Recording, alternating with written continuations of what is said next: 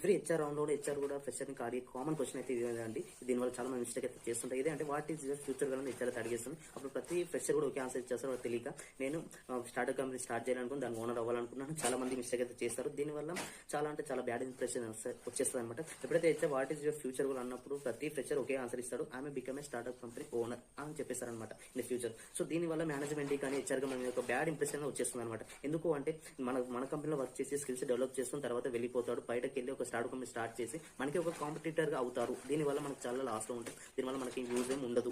So అందుకే అలా అనుకునే వాళ్ళ థాట్స్ అలా ఉంటే మీకు జాబ్ రావడం అనేది రావదు అనమాట. అక్కడే మీరు ఒక బ్యాడ్ ఇంప్రెషన్ తెచ్చేసుకుంటాం. సో ఎప్పుడైతే HR what is your future అన్నప్పుడు మనం ఆన్సర్ ఇచ్చేది ఏ విధంగా ఫ్రెషర్ కావచ్చు ఎవరైనా కావచ్చు ఒకటే అనుకోవాలి. I want expertise my skills.